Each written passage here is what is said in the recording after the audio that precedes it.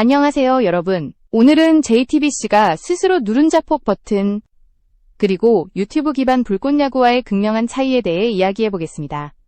JTBC는 법적 권리를 주장하며 공격의 카드를 꺼냈지만 정작 상처를 입은 건 경쟁자가 아니라 자기 자신이었습니다. 시청자들은 단순히 불편함을 느낀 것이 아니라 신고만 안 했어도 제방은 봤다. 이젠 그냥 노클릭이다. 라는 말로 감정을 드러냈습니다. 여기서 중요한 건 콘텐츠 자체보다 브랜드에 대한 감정적 거부가 훨씬 더 크게 작용했다는 점입니다. 현대 콘텐츠 시장은 법의 전장이 아니라 감정의 전장입니다. 시청자들은 더 이상 수동적 소비자가 아니며 진정성이 없는 브랜드에는 클릭조차 허락하지 않습니다. 왜 JTBC는 오답을 선택했을까요? 법적 소유권을 앞세웠지만 시청자가 원하는 건 정당성의 언어와 감정적 설득력이었습니다. 자폭이라는 단어가 무서운 이유는 상대를 무너뜨리지 못할 경우 그 피해가 고스란히 자신에게 돌아오기 때문입니다. 결국 지금 필요한 것은 다음 공격이 아니라 손절, 즉 불꽃야구를 놓아주는 용기입니다. 여기서 잠시 말씀드리겠습니다. 제 영상을 시청해주셔서 정말 감사합니다. 앞으로도 더 좋은 콘텐츠를 만들 수 있도록 구독과 좋아요, 그리고 알림 설정까지 부탁드립니다. 여러분의 응원이 저에게 가장 큰 힘이 됩니다. 다시 본론으로 돌아가서 숫자가 보여준 판세는 냉정했습니다. JTBC의 최강야구 브레이커스는 1%대의 시청률로 출발했지만 불꽃야구는 유튜브 플랫폼에서 20만 명 이상이 동시에 시청하는 회차를 만들어냈습니다. 그러나 중요한 건 단순한 수치의 격차가 아닙니다. 그 뒤에 깔린 퍼널 설계, 시청자와의 감정적 연결 구조가 승패를 가른 진짜 이유였습니다. JTBC는 복잡한 가입과 시청 장벽을 두었지만 불꽃야구는 알림 한 번, 클릭 한 번으로 시청자를 즉시 끌어들였습니다. 바로 이 지점에서 JTBC의 선택이 치명적인 실수가 되었음을 보여줍니다. 이제 우리는 한 가지 질문을 던져야 합니다. JTBC는 계속해서 감정의 장벽에 부딪힐 것인가? 아니면 새로운 구조를 인정하고 자기만의 길을 재설계할 것인가? 답은 분명합니다. 시청자가 클릭하는 건 채널이 아니라 감정과 신뢰가 설계된 경험이기 때문입니다. JTBC의 가장 큰 실수는 브랜드를 지키겠다는 명분을 앞세우면서도 정작 시청자의 감정을 설계하지 못했다는 점입니다. 콘텐츠 전쟁에서 승패를 가르는 건 단순히 저작권이나 법적 권리가 아닙니다. 시청자가 느끼는 신뢰, 그리고 그 신뢰에서 비롯되는 감정의 몰입이 진짜 힘입니다. 그런데 이번 사태에서 JTBC는 시청자를 설득하기보다 압박하는 방식을 택했고, 그 순간 브랜드는 무너지기 시작했습니다. 브랜드는 한순간의 화려한 이름값으로 유지되지 않습니다. 시청자들은 누가 더 유명한가 보다 누가 더 믿을 만한가를 기준으로 선택합니다. JTBC가 시청률보다 감정의 지형을 읽어야 했던 이유가 바로 여기에 있습니다. 법적으로는 아무 문제가 없는 주장도 감정적으로 납득되지 않으면 클릭으로 이어지지 않습니다. 특히 최강야구 브레이커스의 사례는 이를 극명하게 보여줍니다. 시즌2는 화려한 출연진과 이름값에도 불구하고 정작 시청자들의 마음속에 기억을 남기지 못했습니다. 왜일까요? 경기력은 좋았지만 감정의 설계가 없었기 때문입니다. 한 장면이 왜 중요한지, 이 선수가 왜 응원받아야 하는지, 이 순간의 선택이 왜 드라마가 되어야 하는지를 설명하지 않았습니다. 결국 시청자는 3분 보고 끄고 그냥 프로야구 3군 경기 같다는 말을 남겼습니다. 반면 불꽃야구는 다릅니다. 단순한 경기 중계가 아니라 팬들이 함께 살아내는 콘텐츠로 설계되었습니다. 입장 장벽을 낮추고 실시간 반응을 끌어내며 그 반응을 클립과 밈, 댓글로 확산시켰습니다. JTBC가 법적 소유권을 강조할 동안 불꽃야구는 감정의 소유권을 확보한 것입니다. 이 차이는 단순히 플랫폼의 문제가 아닙니다. 유튜브라서 이긴 게 아닙니다. 감정을 아는 방식으로 설계했기 때문에 이긴 것입니다. JTBC가 간과한 건 바로 이 지점입니다. 이제 시청자는 기록을 기억하지 않습니다. 오직 의미 있는 순간, 감정이 설계된 장면만 기억합니다. 결국 JTBC가 되찾아야 할 건 시청률이 아니라 신뢰입니다. 신뢰는 화려한 포장이나 공격적인 주장으로 생기지 않습니다. 오히려 진정성 있는 태도와 감정의 설계에서 시작됩니다. 이것이야말로 브랜드 회복의 첫걸음입니다. 불꽃야구가 만들어낸 가장 강력한 무기는 퍼널 설계였습니다. JTBC가 가입과 앱 실행, 편성 시간에 맞춰야 하는 복잡한 진입장벽을 세운 반면 불꽃야구는 단순했습니다. 라이브 알림이 뜨면 클릭 한 번으로 입장할 수 있고 그 순간부터 이미 시청자는 참여자가 됩니다. 이 무마찰 구조는 팬들을 자연스럽게 끌어들였고 이후 감정 몰입으로 이어지는 루프를 완성했습니다. 불꽃야구의 방송은 단순히 경기를 보여주는 자리가 아니었습니다. 팬들이 채팅창에서 실시간으로 환호하고 선수의 플레이에 맞춰 감정을 터뜨리며 그 감정이 클립과 자막, 리캡 영상으로 곧바로 확산되는 구조였습니다. 시청자들은 경기를 보는 소비자가 아니라 함께 경기를 사는 주인공이 되었습니다. 바로 이 지점이 JTBC와의 가장 큰 차별점이었습니다. 브레이커스는 정통 중계 톤을 유지했지만 이는 오히려 예능에서 치명적인 약점이 되었습니다. 공정성 논란이 있는 룰, 결과와 무관한 경기 흐름, 그리고 시청자가 왜 몰입해야 하는지를 설명하지 못한 서사.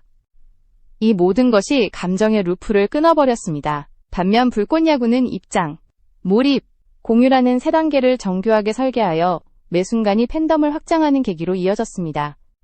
예를 들어 박용택의 희생플라이는 단순히 점수를 올린 장면이 아니었습니다. 캡틴의 품격이라는 밈으로 회자되며 선수의 선택에 맥락과 감정이 덧입혀졌습니다. 정근우의 부진극복도 단순한 기록이 아니라 다음 경기의 기회라는 드라마로 재탄생했습니다. 이러한 맥락은 시청자에게 선택과 대가의 감정을 설득력 있게 전달했고 기록을 이야기로 바꾸어 기억에 남게 했습니다. 불꽃야구는 이렇게 감정의 플랫폼으로 성장했습니다. 단순히 경기를 보는 것이 아니라 함께 반응하고 공유하는 경험이 루프처럼 이어지며 다음 회차를 기다리게 만들었습니다. 감정의 클라이맥스를 설계하고 시청자와 함께 살아내는 장면을 만드는 것. 이게 바로 지금 예능의 승패를 가르는 진짜 기준이었습니다.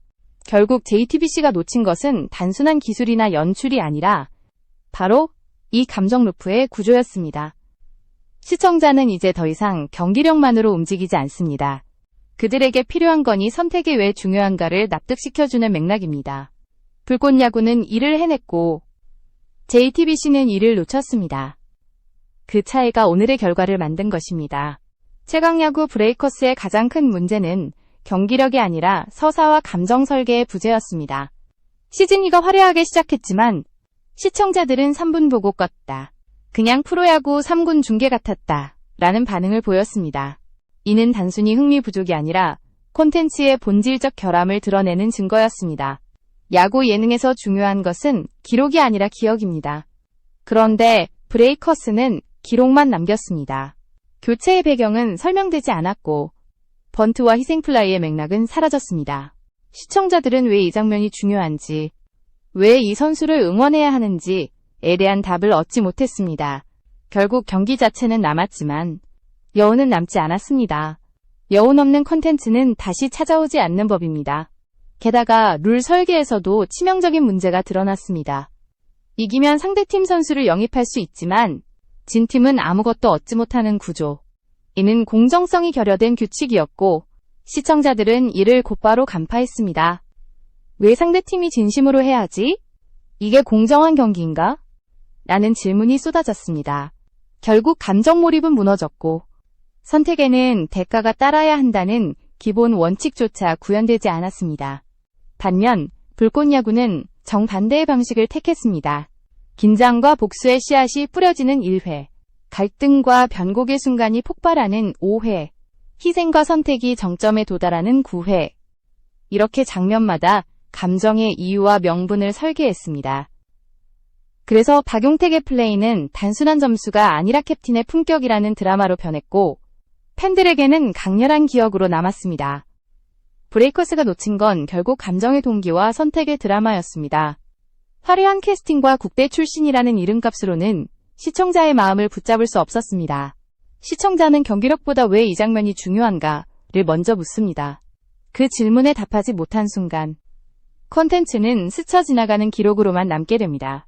결국 JTBC는 법적 권리와 브랜드 방어에 몰두하느라 가장 중요한 무기를 놓쳤습니다. 바로 시청자의 감정입니다. 감정을 설계하지 못한 예능은 아무리 기술적으로 완벽해도 재미없다는 평가를 피할 수 없습니다. 그리고 그것이 바로 브레이커스의 현재를 설명해주는 가장 명확한 이유입니다. 불꽃야구는 단순히 새로운 예능 프로그램이 아니라 감정을 중심으로 한 하나의 플랫폼이 되었습니다. 시청자들은 경기를 본다는 느낌보다 함께 살아낸다는 경험을 했습니다. 라이브 알림이 울리면 클릭 한 번으로 입장하고 투수가 삼진을 잡는 순간 채팅창은 감탄으로 폭발합니다. 그 감탄은 곧바로 클립과 자막, 리캡 영상으로 이어지며 다시 커뮤니티와 SNS에서 회자됩니다. 이렇게 감정은 순환 구조를 타고 되돌아와 또 다른 시청을 촉발했습니다.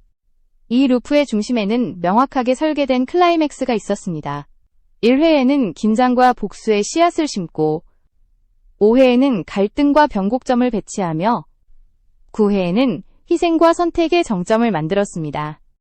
그래서 박용택의 희생플라이는 단순한 점수가 아니라 캡틴의 품격이라는 서사로 재탄생했습니다. 정근우가 부진을 이겨내고 다시 기회를 얻는 과정도 기록이 아닌 드라마가 되었고 팬들은 그 이유를 납득하며 몰입했습니다. 불꽃야구가 보여준 힘은 왜 이 선택이 중요한가를 설명하는 능력이었습니다. 시청자는 단순히 누가 뛰어난가 보다 왜 이 선수가 지금 이 선택을 했는지 그 결과가 무엇을 의미하는지에 더 끌립니다.